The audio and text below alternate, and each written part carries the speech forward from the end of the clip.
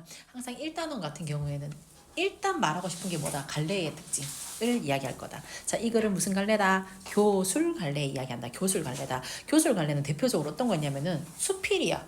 수필. 우리 풀비린내 이것도 수필이지, 그지? 자, 수필에 대한 이야기. 수필이다. 그 다음에 설이라고 하는 거는 고전 수필을 설이라 그래.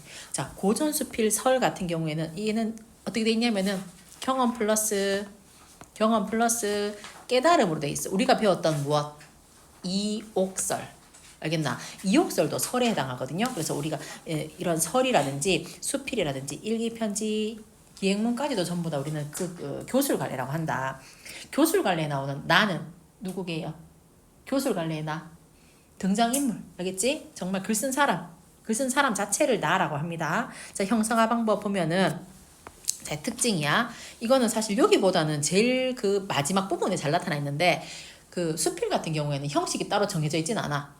무형식의 형식이라 그래. 무형식의 형식. 따로 형식이 없어. 봐. 발상과 표현면에서 개성이 잘 드러나고 형식이 비교적 자유롭다 했으니까 형식을 처음, 중간, 끝 이렇게 하진 않는다는 얘기야. 그래서 내가 자유롭게 글을 쓰면 되고 그 다음에 개성적인 글이다. 글쓴이의 개성, 그 사람의 특징이 잘 드러나는 글이다. 이 사람이 우리 이거를 미리 읽어봤으면 알겠지만 뭘 좋아하는 사람이야? 좋아한다기보다 뭘 아끼는 사람이야?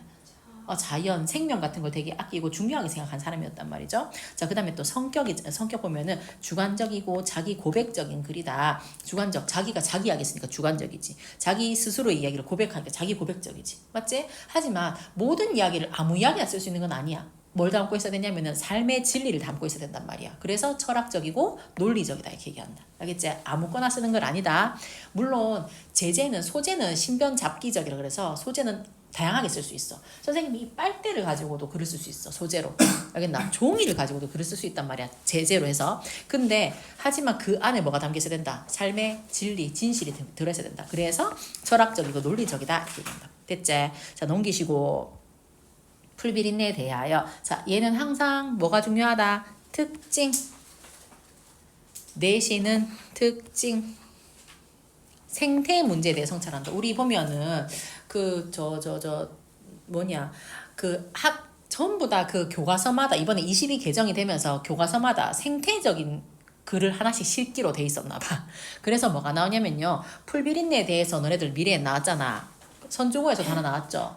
상대 네, 선주에서는 뭐 나왔냐면은 그게 나왔어요. 뿌리 얘기. 그 생태적인 글입니다. 뭐라고 했어요? 질문하고. 두루춤은 네. 뭐뭐였어 뭐뭐였어 돼요. 두루 낮춤 그 끝에 그 뭐라 하노 어말 어미 없이 그냥 끝나는 말 있지. 뭐 그냥 뭐 했어 이렇게 하면 그거는 두루 낮춤 하지. 그래서 각 그 출판사마다 뭐가 나온다고 생태주의적인 글이 하나씩 나오기로 돼 있어, 그지? 그래서 우리 이 글은요 풀비린내에 대해서라는 글도 마찬가지로 생태 문제에 대해서 이야기를 했다. 후각적 이미지를 통해서 글쓴이의 경험을 이야기했다. 후각적 이미지 어떤 거 풀비린내. 그치? 풀비린내. 그 다음 또 티베트 승려들의 생태적인 삶과 자기의 생각을 통해서 주제를 표현했다. 나중에 이 사람들 얘기 나오거든요. 자동차의 편리함에 익숙해져 있는 현대인에게 생태 문제에 물음 던지면서 성찰하게끔 만들어주는 글이다. 반성하게끔, 성찰하게끔 만들어준다. 자, 풀비린에 대해서 이거는 굉장히 쉽고 짧은 글이니까 쌤이랑 빠르게 봅시다. 한번 볼게요. 자, 우리 글 이거 보이나? 이거 뭔지? 보이나? 이거 자동차지? 자동차인데 어떻게 했어, 자동차를? 거꾸로 매달았어. 거꾸로 매달아가지고 마치 뭐처럼 보이노 이게. 뭐 침대처럼 이상하게 만들어놨다 그지? 그러면 자동차를 또 다른 시각으로 보는 거야. 자동차라고 하는 게 굉장히 안락해 보이기도 하네. 뭐 이렇게 생각하면서 가는 거다. 광주 비엔날레에서 태국의 수라시 호솔웡이라는 작가의 감성적 기계라는 작품을 본 적이 있다. 이거야. 감성적 기계. 자, 이 작품은요 65년형 자동차의 엔진과 핸들과 타이어와 세시 같은 걸 다 제거하고 차를 뒤집어서 마치 뭐처럼 만들었다. 그네 침대로 설치했다. 그네 침대. 그럼 이거는요 자동차가 굉장히 그네 침대니까 안락하게 느껴지게끔 만들어 놓은 거야. 다시요. 그네 침대가 뭐라고요? 안락함. 굉장히 자동차라고 하는 것이 안락하네 이렇게 보이게끔 만들어낸 작품인 거야. 그네 옆에는 타이어를 비롯해서 부속을 재활용해서 만든 의자들이 놓여 있었다. 차체로 만들어진 그네 침대 속에서 아이들이 TV 보고 있는 동안에 나는 타이어를 쌓아 만든 의자에 걸터앉아서 감성적인 기계를 바라봤다. 우리 흔하게는요, 이 자동차를 뭐라 부르냐면 달리는 무기라고 부릅니다. 자, 달리는 무기 체크. 자, 이거 뭐를 빗댄 말? 자동차를 비유한 거. 달리는 무기. 그럼 이거는 위험하단 말이지. 앞에 봤던 작품은 어떤 거였는데 위험한 거였어? 거꾸로 매달린 침대 같은 거였으니까 안락한 거, 안전한 거였잖아. 근데 우리는 또 뭐라 부른다? 자동차를 달리는 무기라고 불리는 자동차가 완전히 이 감성적인 기계라는 이 작품에는 해체된 것이다. 무기처럼 안 보인다는 얘기야. 됐지? 해체됨으로써 새로운 용도로 거듭난 그 모습은 예술 고유의 전복성을 보여준다. 완전 바꾸는 거, 뒤집어 생각하는 거를 보여준다. 아니라 자동차에 대해서 한번 생각을 곱씹어 보게 했습니다. 다시 한번 생각해보는 성찰의 계기가 되었습니다. 이 그 작품을 보고 난 다음에. 다시요. 나는 뭐 보고?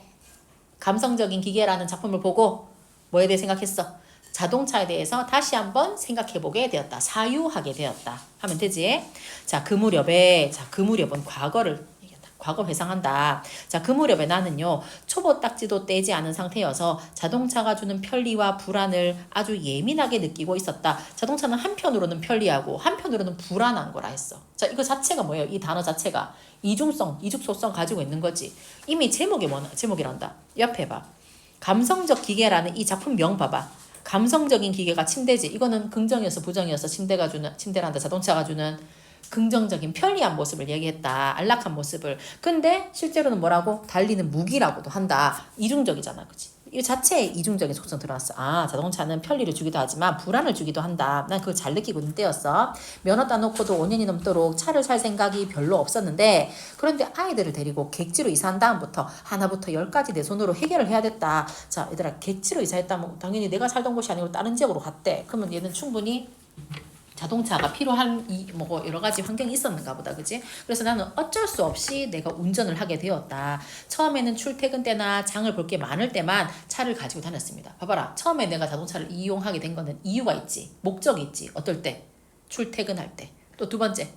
장을 볼 때. 목적이 있을 때는 내가 가지고 다녔단 말이야. 그런데 마음이 답답할 때 무작정 차를 몰고 교회로 나가는 습관이 생겨나기 시작했대. 자, 이거는 목적이 있어 없어?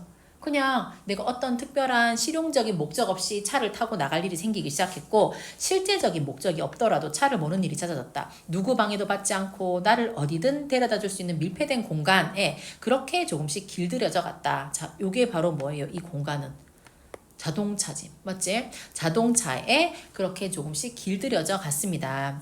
자, 그리고 다른 사람 말을 인용한다. 스웨덴의 생태학자인 예민 탱스램이라는 사람은 자, 인용합니다. 자, 우리 항상 인용을 하는 거는요, 내 생각은 오직 나만의 생각이 아니고 다른 사람 중에서도 나랑 비슷한 생각을 하는 사람이 있다. 자기의 발언을 뒷받침하는 용도다. 그지? 자, 이 사람 뭐라는지 봐봐. 자동차라는 물건이 자기 자신의 영토 안에 머물고자 하는 의지와 영토 밖으로 움직일 필요성을 동시에 충족한다. 쌤 체크했다. 영토 안에 머물고자 하는 것, 머무는 것 플러스 자기 영토 밖으로 나가는 것, 움직이는 것, 이 두 개를 동시에 충족한다. 자, 이것도 양면적인 거지. 머물고 싶기도 하고 움직이고 싶기도 한데 이 두 가지의 속성을 자동차라고 하는 것이 다 욕망을 충족시켜 주는 것이다. 자, 우리 인간은요, 모순된 욕망 가지고 있습니다. 한편으로는 머물고 싶고 한편으로는 떠나고 싶단 말이야. 근데 이걸 충족시켜 주는 게 뭐다? 자동차다. 누구 생각이야?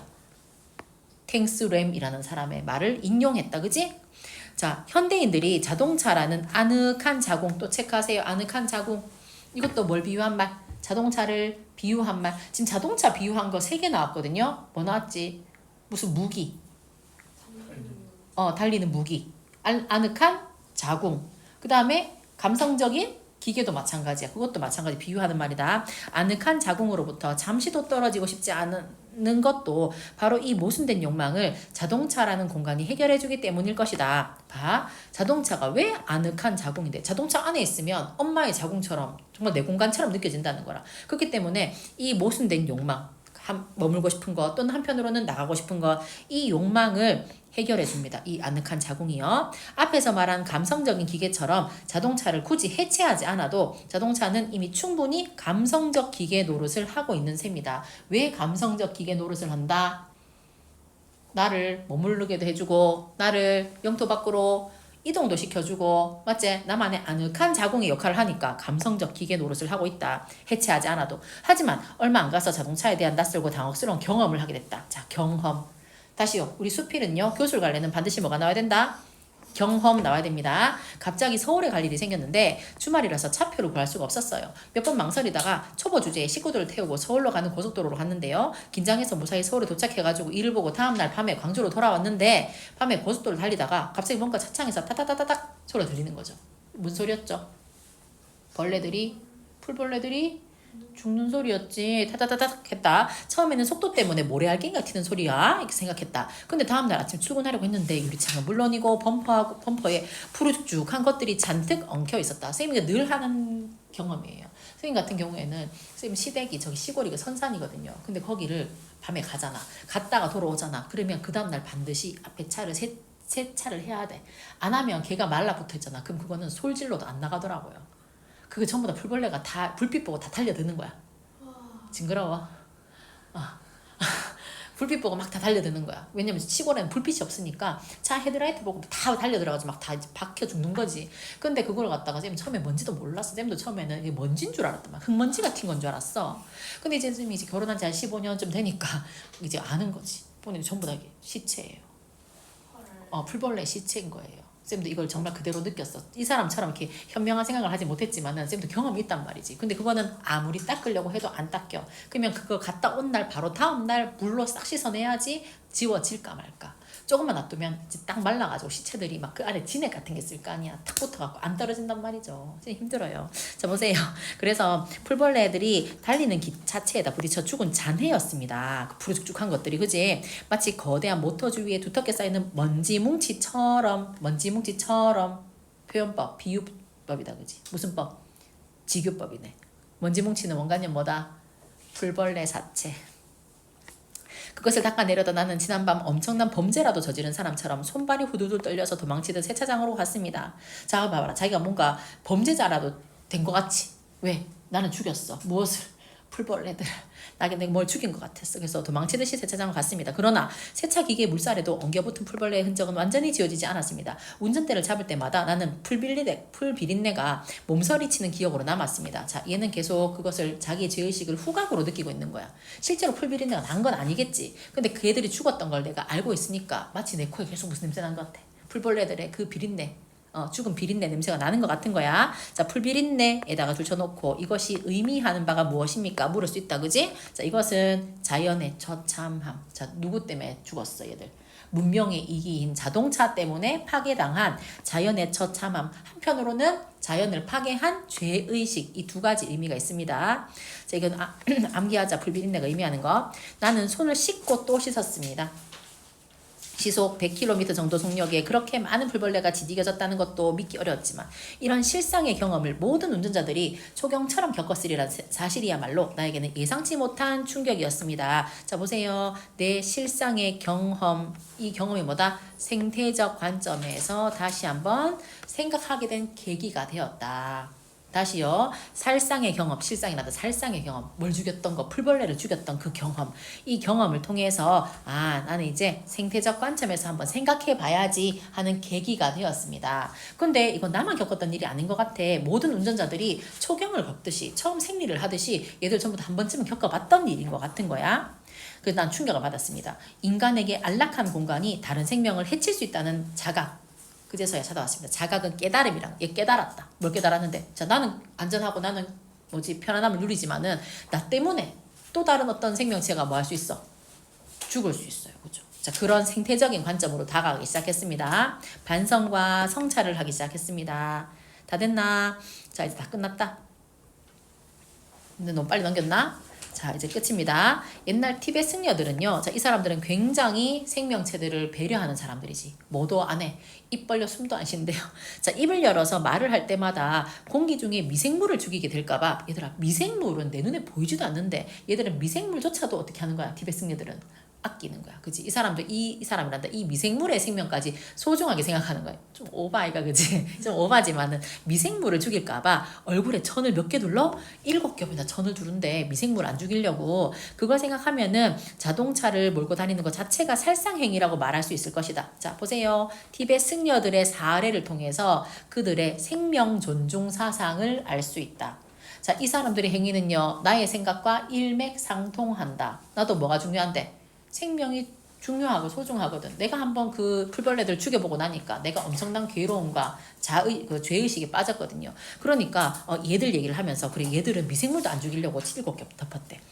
자, 자동차를 몰고 다니는 것 자체가 살상행위야. 그렇다고 하루아침에 차를 없앨 수도 없죠. 그죠? 나는 자동차에 대한 태도를 정리할 필요를 느꼈다. 자, 그러면 아예 안 타자가 안 되는 거야. 그럼 어떻게 해야 되겠다? 차를 유지는 하자. 하지만 사용을 최소화하고 너무 의존하지 말자. 이게 바로 이 사람의 결론이에요. 이 사람의 입장이에요. 어떻게 하자고? 차를 아예 타지 말자? 아니요. 차를 타긴 타되 유지는 하는데 사용을 최소화하고 너무 의존하지 말자. 그리고 그 감성적인 기계의 편안함에 길들여지려는 순간마다 그것이 풀비린내뿐만 아니라 결국에는 무섭다. 피비린내를 불러올 수도 있다. 피비린내를 불러올 수도 있다. 자, 이거 보세요. 결국에는 뭔데요? 풀비린내는 풀벌레 죽인 거지. 피비린내는 뭐 죽인다는 얘기야? 사람 또는 진짜 생명. 진짜 생명하면 좀 이상하다마는 사람을 죽일 수도 있다는 얘기다. 그지? 그래서 인간을 포함한 더 큰 것들에 피비린내를 불러올 수도 있다라는 자각을 잊지 않으려고 하고 있습니다. 운전을 시작하기 전까지 나는 걷기 예찬자였고 인공적인 공간보다 자연 속에 머물기를 누구보다 좋아했습니다. 그러나 차를 소유하고부터는 생태적인 어떤 발언도 할 자격이 없다는 생각이 들곤 했습니다. 왜요? 내가 차를 소유했다는 것은 내가 운전을 한다는 것이고 운전을 하게 되면은 충분히 다른 뭔데 생명체를 뭐 할 수 있노? 죽일 수 있는 가능성이 있잖아. 그지? 자, 운전 자체가 생태에 위협이 되기 때문에 나 이제부터 생태적인 발언할 기회도 없다. 자격이 없다. 왜? 내 차 타는 주제에. 차를 아예 안 탈 수 없는 주제니까. 맞지? 그렇기 때문에 내가 뭐 생명을 사랑하자, 생명 존중하자라는 말을 하기에는 내가 뭘 너무 타고 있어. 자동차를 타고 있는 거야. 그래서 나는 발언 자격이 없다고 생각해. 차를 소유하되 종속되지 않는다는 것, 그런 아슬아슬한 줄타기가 앞으로 얼마나 지속될 수 있을지 모르겠다. 다만 그날 아침에 풀비린내가 원죄의식처럼 운전대를 잡은 내 손에 남아있을 따름이다. 나는 죄의식을 느꼈습니다. 자, 이제 마지막 학습활동. 자, 나의 경험 됐고요. 자, 이거 봅시다. 1번에 2번. 자, 1의 경험을 하기 전과 후에 자동차에 관한 생각이. 자, 처음에는요, 목적 있을 때만 몰고 다니다가 목적이 없을 때도 드라이브처럼 나가기도 했지. 자, 그런데 그 사건 이후에 생각이 바뀌었지. 어떻게 하자고? 죄책감 느끼고, 자, 아예 안 몰 수는 없겠지만은 최소화하고 의존도를 줄이자. 그 모는 것 자체가 살생행위다. 생각이 바뀌었습니다. 의식의 변화가 생겼다 하면 되는 거지. 의식 변화가 생겼다. 자, 그 다음에 넘기고. 자, 이 글 쓴 사람의 인터뷰입니다. 그죠? 글 쓴 사람 뭐라고 했노? 인간과 자연이 함께 공존할 수 있는 조화로운 삶을 꿈꾸었습니다.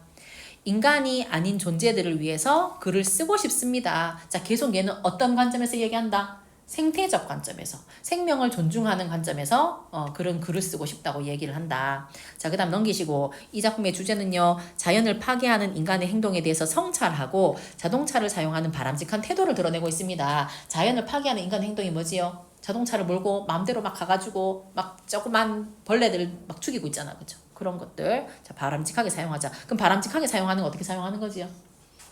너무 많이 타지 말고 최소한도로 사용하고, 그지? 그 너무 의존하지는 말자. 됐나? 그 다음에 이제 반통의 물이라고 하는 그 수필도 있는데, 자, 여기는 지금 실려 있진 않지만은 어떤 내용이냐면은 할아버지가 다리가 불편한데도 불구하고 이 그 뭐라 하노?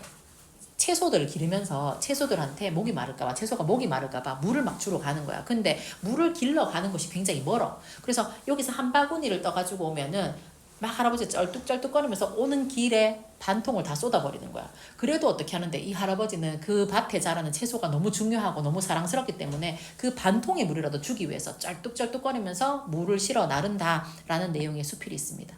알겠지? 그럼 이것도 뭔데요? 그 채소가 생태적인 관점에서 생명체잖아요. 그죠? 중요하다는 이야기를 하고 있는 거다. 그래서 이 사람이 그런 생태적인 관점으로 글을 많이 쓰는 사람이니까 이것도 나중에 쌤이 한번